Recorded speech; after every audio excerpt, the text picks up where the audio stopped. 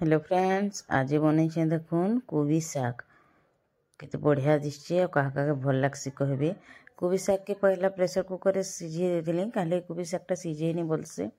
और बादाम और टमाटो के बाटी के रखी दीछे काले कि कोबी साग प्रेशर नहीं सिझाले देखबे टिके हेतकी भलसे नहीं सिझे तार माने एबे दे देली तेल दे देली सुरसो और सुखा मिर्चा देकरी साग के दे दमा आ भलसे सेरा के लेसुन देले भी चलवा बाकी मते भल नहीं लगे मुई नहीं देन लेसुन टिके कुरकुटी कर काटिके दे देले भी भल हवा आ मुई देखुन भलसे सेरा के तापरे मिक्स कर देमा तापरे नून दे देमा साग रे सिझाला बेले टिके बेले जस्ट नून देइतिली पहले तेले से अनुसार आपण मान नून देबे जे जेंता करी जहाँ के जिते पसंद काहे कम भी पसंद है तापरे हम जन बादाम बटाटा बादाम टिके भलसे बाटी थे गोटे बड़ टमाटो देखरी भलसे टिके बादाम देइतिली बादाम सरसर हेले जाए कोबी सागटा भल लागसी और मते तो भल लागसी बहुत कोबी साग एबे भलसे मिक्स करी 10 मिनट ताके हबार के दमा तापरे रेडी हो गला हमर कोबी साग।